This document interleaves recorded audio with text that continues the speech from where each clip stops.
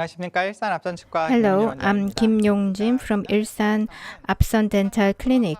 Last time we looked at on the anterior part how to use OneGuide system for implant placement and also delivering temporary prosthesis. This time we're going to look at how on the upper posterior part the Crestal approach, sinus lift and guide surgery, how they can be performed.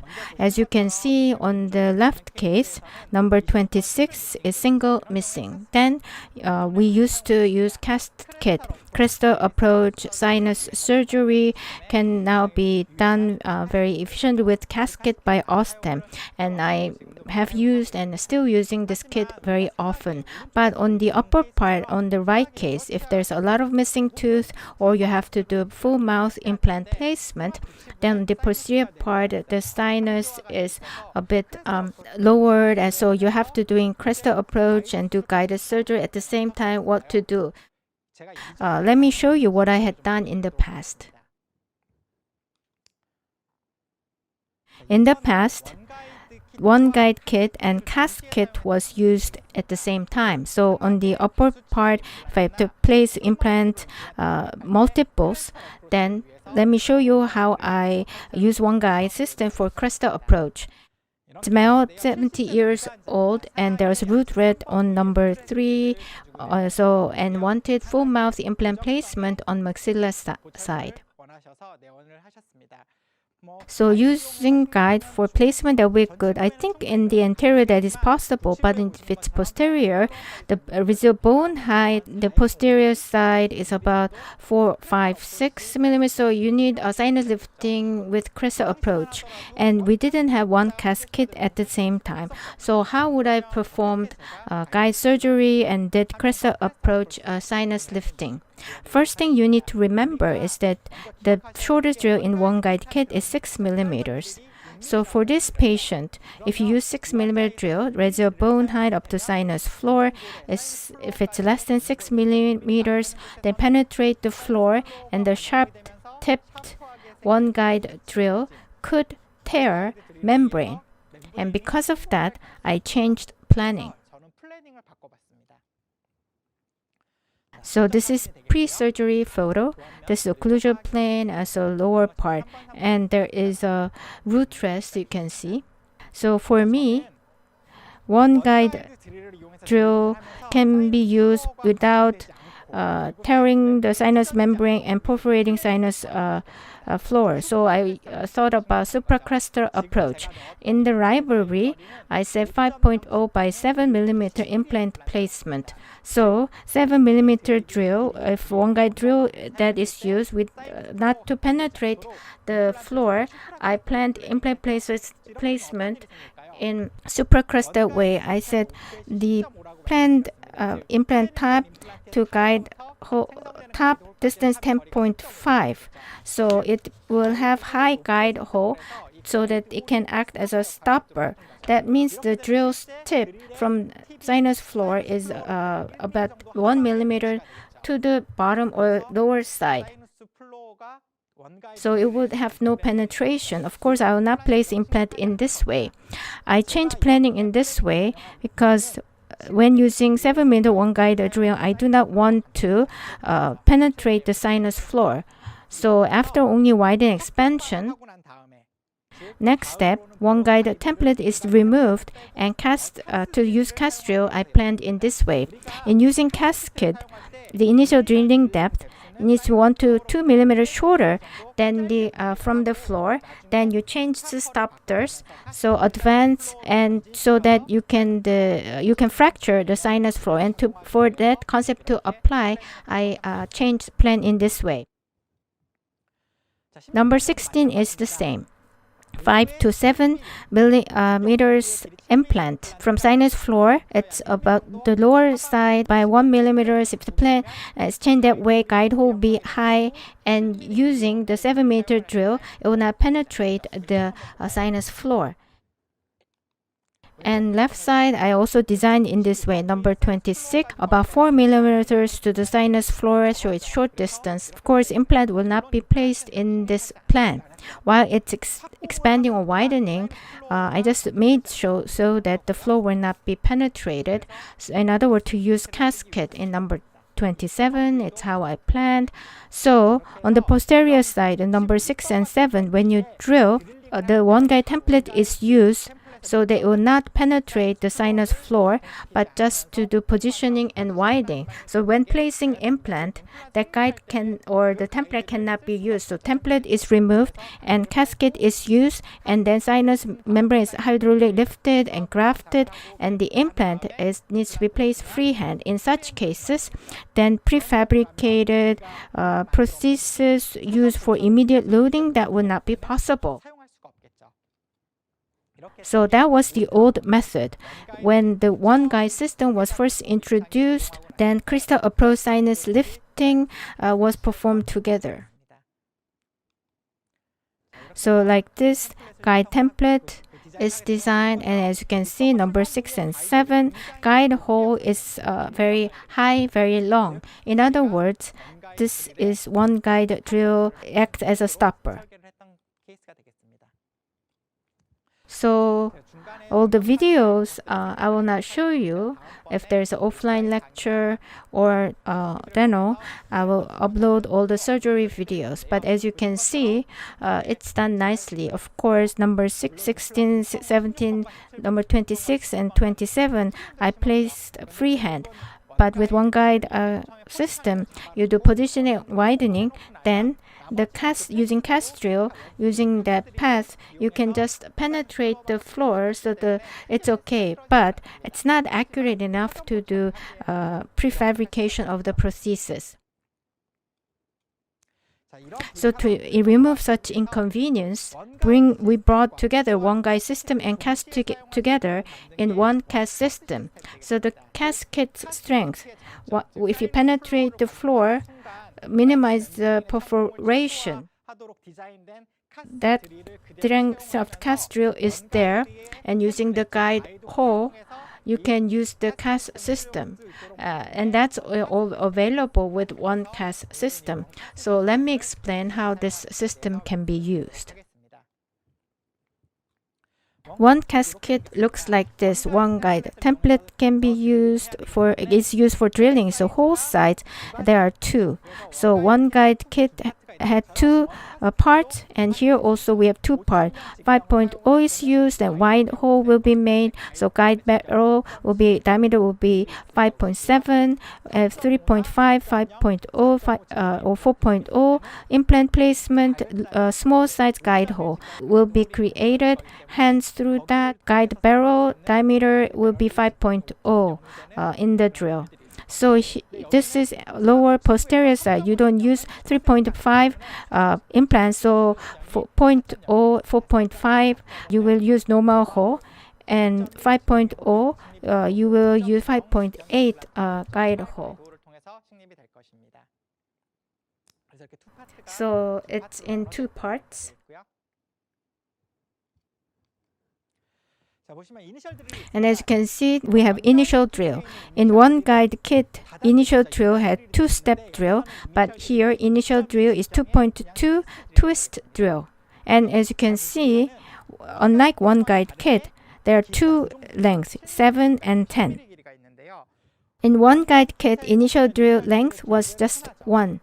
The maximum drilling depth was about 5.6 or so. But here, there are 7 and 10 millimeter long drill. Why is it so?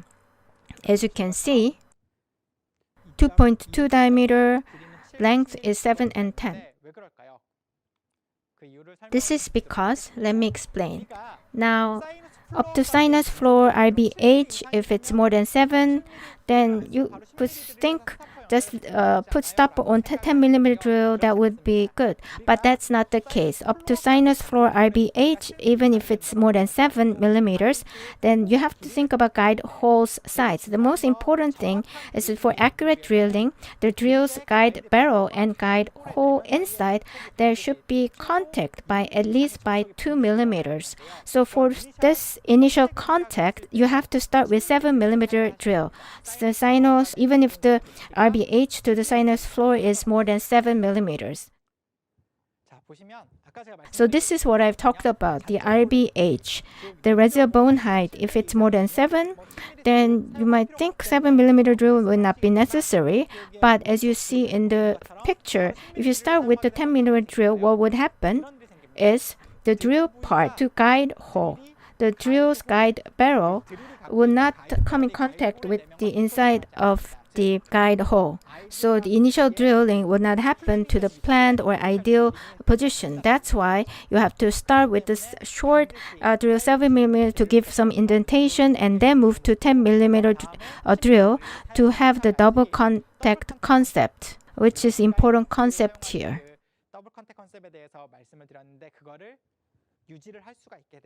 And because of that, OneCAS Kit has 7 and 10 millimeter 2 drills. And this is very important concept, so I hope that you will remember. Next is OneCAS drill, and the drilling part is same as the CAS drill. About CAS Kit, you are familiar, so I'll not explain. It looks like this. In OneGuide drill, 1 to 2 tapered drill, it's same with that, so the sharp tip and wide dimension. But in OneCAS drill, same as in CAS drill, it has round end design. This means that OneCAS drill, it penetrates soundness floor, then round end part conical bone knit is formed and soundness membrane is pushed. So the apex part does not come direct contact with the drill. So here, same, you have 7 millimeter drill and 10 millimeter OneCAS drill. I told you that for initial 2.22 drill, up to sinus floor bone, remaining bone height, even if it's more than 7 millimeters, you have to start with the 7 millimeter drill so that between the guide barrel comes into contact of the inside of the guide hole for more accurate drilling. So this is again important point. So when you use OneCAS Kit for the first time, you might think that 7 millimeter drill is not necessary if the IBH is more than 7 millimeters. But if you do that, then the guide barrel part and the inside of the guide hole will not come into contact, so it will slip or it will not have accurate drilling. So you have to remember this part. Again, the OneCAS drill is CAS drill, so round end design, and it forms conical bone knit. So this is what the OneCAS drill looks like, and has 2 types of length. So drilling sequence and others, same as in CAS drill. So the diameter of the final CAS drill, depending on the diameter of the implant, also the bone, depending on bone quality, it will change, but you can look up the CAS drill for that. Next, let me explain about the stopper, and this is a bit different to CAS drill stopper. Told you that OneCAS drill, same with the CAS drill, but it's not the case for stopper. Let me explain how it's different. This is OneCAS Kit's stopper system. From 1 millimeters, we have 9 millimeters. So maximum implant drilling depth will be 10 millimeters. So OneCAS drill, I said, comes in 2 lengths of 7 and 10. But using 10 millimeter without stopper, you can drill up to 10 millimeters. So if the length tension to the sinus floor is more than 10 millimeters, then you don't have to use OneCAS stopper. So stopper system, how it's different? Now here in OneCAS Kit stopper stopper marked number indicate actual stopper length. This means the stopper length of that suggests the drilling length. So 1 means stopper length is 1. So the mark drill from the marked drill number, it will drill 1 millimeter less. So if you put 7 millimeter 1 millimeter stopper, means it will drill up to 6 millimeters because it's 7 minus 1. And if you put 7 millimeters with the 4 millimeter stopper, then you drill up to 3 millimeters. You might think it's very given, but if you are used to CAS Kit, it's a bit different. Let me tell you how it's different. When using CAS Kit, the sequence of the stopper is by going up in numbers, 2 millimeters, 3 millimeters, and then 4 millimeters. Because CAS Kit's stoppers marked numbers indicate actual drilling depth. So if you use that stopper, the depth you drill is the number on the stopper. So 2 millimeter stopper put on the CAS drill, then you drill up to 2 millimeters. So if there's no penetration of the floor, then you go to 3 millimeter stopper. Then you drill 3 millimeters. The stopper number, if it goes up, then the stopper length actually goes down. But in OneCAS system, OneCAS Kit's stopper size goes up, the length also goes up. So it's the opposite concept. And that's why in OneCAS Kit, the stoppers can be confusing. So you have to actually do the calculation. So if you can use the stopper to 7 or 10 millimeters drill. So how long or depth of the drill is actually indicated like this. 3 millimeter stopper putting to 7 millimeter drill, then the blue numbers. So the blue numbers indicate this stopper, if used with the 7 millimeter drilling depth, will be that blue number. And also red number indicates if you use this stopper to 10 millimeter drill, then this will be the drilling depth. So 3 millimeter stopper to 7 millimeter drill, then 7 minus 3 is 4 millimeters. So this means 4 millimeters will be a drilling depth. And if you use this drilling stopper to 10 millimeter drill, then 10 minus 3 is 7. So red number is 7. That is the drilling depth. And that can be a bit confusing. So we'll just emphasize the fact. And about depth gauge, but when it comes to depth gauge, it doesn't come in 2 lengths, just 1 length. It's based on 10 millimeter length drill. And depth gauge, if you mount stopper on that, then the base is 10 millimeter drill. So this depth gauge, if you put 3 millimeter stopper, then the depth gauge protruding area will be about 7 millimeters. So this one is the base again of the 10 millimeter drill in design. So you will need some time to get used to the stopper system. So 3 millimeter stopper to the depth gauge, 7 millimeter will be the protruding area. So depth gauge, there are 2. In CAS Kit, there was 1 depth gauge, but in OneCAS Kit, there are 2 depth gauges because guide hole 5.0 and 5.8 diameters are different. So the guide hole's barrel diameter is different, and that's why we have 2 depth gauge. Flattening drill. Flattening drill, same. On the upper posterior side, if there's a lot of irregularity, to flatten the area or to smoothen the sharp ridge, you can use this. So it's the same as in the OneGuide kit drill. And you also have tools for hydraulic lifting. And you also have bone carrier, same as in the CAS kit. And this is how it looks. And bone carrier, there are 2 diameters, 3.1 and 3.6. And because of that, after final drilling, depending on drill site, 3.1 diameter tipped bone carrier or 6.6 tipped bone carrier can be used. And about drilling sequence, in other words, how to use it.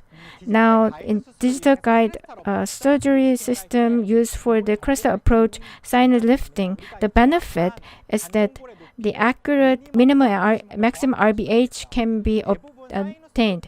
You would think sinus floor is flat, but that's not the reality. And the drilling area, what is the RBH in that area, you cannot know. But using this digital guided surgery system, then when you drill through the guide hole, then the guide holes the minimum RBH to the sinus floor and max RBH to the sinus floor can be identified. So based on that information, drilling sequence can be set. Then with the minimum RBH, what do you determine? You can determine initial drilling depth. So initial drilling depth should be 1 millimeter shorter than the minimum remaining or residual bone height. That way, you can prevent accidentally penetrating sinus floor. So 1 millimeter shorter is what you need to remember. Then with the maximum RBH, what can you determine? To penetrate fully the sinus floor for implant placement, you can determine final drilling depth with the maximum RBH. If you only drill up to minimum RBH in the high area, sinus floor is not fully fractured, and if you place implant, the implant apex will touch non-fractured sinus floor and cannot advance. So to fully penetrate sinus floor, the maximum RBH needs to be taken into notice. So it can be used to determine the final drilling depth. So in OneGuide Design Center, if you want to do Crestal approach sinus lifting, they give you this information. What is the minimum and maximum RBH? And with that number, using the OneCAS Kit, you can determine the drilling sequence. So first, up to sinus floor RBH is 4 millimeters and gingiva height is about 3 millimeters. In such case, what should you do? The first thing, from sinus floor, you have to drill 1 millimeter short. So initial drilling depth, given that residual bone height is 4 millimeter, it needs to be 3 millimeters. Then 7 millimeter drill. To create 3 millimeters depth, you have to use 4 millimeter stopper. If you use 3 millimeter, you go 4 millimeters, so you have to use differently. So it's a bit confusing. So gingiva is thick here, so you often use tissue punch. So you make the entry point, and then with this twist drill, initial drill in OneCAS Kit, I told you this is the twist drill is the initial drill, and to create depth of the 3 millimeter stopper is 4 millimeter, not 3 millimeters. And with this stopper, if you drill 7 minus 4, you drill up to 3 millimeters. As in casket, first you only do expansion. The drill hole side is widened, so stopper is fixed.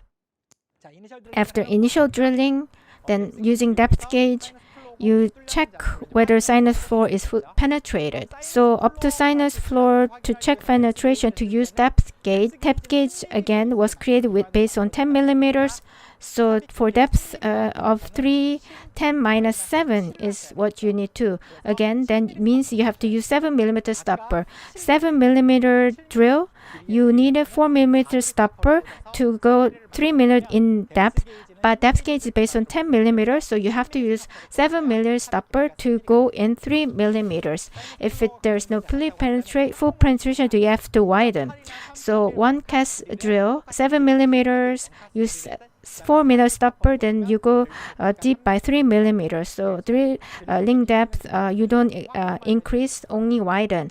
And 800 RPM would be good. Then this drill and stopper is 4 millimeters. So 3.8 diameter drill, 7 millimeter long drill, and then use 4 millimeter stopper. Then depth will be 3 millimeters, and you only do widening. Your widening is complete. Then to fracture the sinus floor, you have to advance by 1 millimeter. So drilling depth was 3. To change to 4, what you do? 7 plus 3 millimeters stopper needs to be used for advancements to the sinus floor. After that, you check. Then, depth gauge, which stopper to use. 4 millimeter insertion depth is what you need, so use 6 millimeter stopper because 10 minus 6 is 4. So you remove that, and then sinus floor is not fractured. Then what should you do? Then you again advance by 1 millimeters, so you put in 2 millimeter stopper. So 7 minus 2 is 5, means drilling depth is 5 until there's full fracture. You drilled 5 millimeters, so depth gauge, you use 5 millimeter stopper. So without the depth gauge can go in 10 millimeters, so using 5 millimeter stopper means you can go into the 5 millimeters. So in the clinical setting, you cannot feel the flow that is hard. So once depth gauge touches the guide hole, that means there is a flexure. So depth gauge is 6.6 millimeters longer. So the proving area is by 0.6. So if that fully goes in, the stopper will touch the guide hole, and that is how you check. So fully that the sinus floor has been fractured, then you have to do hydraulic lifting. And for that, the template needs to be removed. And then, like in OneCAS Kit, you prepare the necessary instrument and do the hydraulic lifting. You put in 1.5 cc, 1 cc, and then 1.0 cc up to 2.0 cc. And so gradually, you do sinus lifting of the membrane, and if necessary, you do bone grafting. In the carrier, you put in the material and then pack. After that, again, to place implant, you need template. So you place template, and then through the hole, you place the implant. And in this animation, we used 4.5 implant. If the bone is normal, then through the guide hole, using fixture driver, depth control and hex position is done. Depending on initial stability, healing abutment or the cover cap can be connected. In other words, if there's no guide, then using OneCAS Kit, even if on the panorama or CT, the sinus floor RBH, I did calculation, but in the actual setting, it might be different. Sometimes RBH could be less or more than what you estimated. But using digital guide surgery system and use OneGuide system kit, then in most cases you can be very accurate. And also, implant can therefore placed in the very planned area accurately. This is by Dr. Kim Gi-sung case, and number 26, single implant placement. Of course, the OneCAS Kit could be used, but in the ideal position to place implant there, OneCAS Kit was used. And as you can see in the digital center, you send your information. Then this minimum RBH and maximum RBH is indicated and given to you. Then, as I said, you have to do initial drilling depth 1 millimeter less than minimum RBH, so you drill by 3 millimeters. That means 7 millimeter drill plus 4 millimeter stopper will be used for depth of 3. Then for final drilling depth, as you can see, 4.88, it's about 5 millimeters, so you drill up to 5 millimeters to penetrate fully the floor. So 7 millimeter drill plus 5 millimeter to go into 5 millimeters, then you use 2 millimeter stopper. That means you fully penetrate the floor. So through this, OneGuide template is set, and 7 millimeter and twist drill, OneCAS drill with the stoppers. That was how it was used. After that, implant was placed. Of course, before placing implant, after penetrating sinus floor, hydraulic lifting and grafting was done, and then implant was placed. Then, healing abutment, sutured. As you can see, exactly as you planned before surgery. And grafting is also done very well. This is a post-surgery panorama, and final prosthesis was delivered at very well placed in ideal position. After final prosthesis was delivered, final CT. The graft material is forming bone well, and the sinus part also looks very good. So like this, Crestal approach sinus lifting is needed with the guided surgery. Then in the past, I changed my planning so that the guide hole that was high, I made it to work as stopper. But now, CAS Kit strength is used, and guide hole can also be used for more accurate implant planning and placement with the OneCAS system. So you can do easily the Crestal approach sinus lifting with the guided surgery. One thing different is first, 7mm, 10mm length exists because sinus floor RBH is 7, but you should start with a 7mm drill for the contact to the guide hole for exact and accurate drilling. And the stopper system is different from the CAS Kit system. In OneCAS system's stopper mark numbers is actual stopper's length.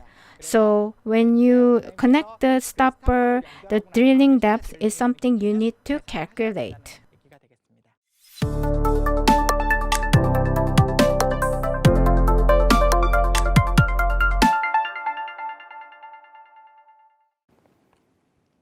So lastly, let me share with you two questions that I've received very often. First is, do you have to remove template when doing hydraulic lifting? The template, if it's fixed with the anchor pin, what to do? But still, you have to remove the template. Of course, through the guide hole, if you can do accurate sealing, then you can just leave the template in place. But I think it's very tricky because you cannot know whether it's sealed properly. So remove template, do the hydraulic lifting, and then put the template again, or put the template again after doing the grafting. Probably in the future, there will be kit developed for hydraulic lifting where you can use with the guided hole. Second, what to do when there is a tear in the sinus membrane. So before surgery, you measure the IBH to the sinus floor, and you can know that number accurately using guide hole. So tear would probability that will go down. To reduce that, probably you do the guided surgery. But if the membrane is thin, there could be perforation, or if the planning is a bit wrong, then there could be tear. Then you have to do repair. Then if there's a tear, Crestal approach grafting is not done. That is not my principle. So if I have to do surgery, I would use thick and short implant, or lateral approach is used for membrane approach, and then place the implant. But last thing what I want to say to you is that when using OneGuide system, especially if you are going for the OneCAS system, then the RBH minimum max numbers to the sinus floor is given to you by the center, so you can avoid this. But if you use the wrong stopper, you could have that on your case. So again, remember the stopper is different from CAS Kit.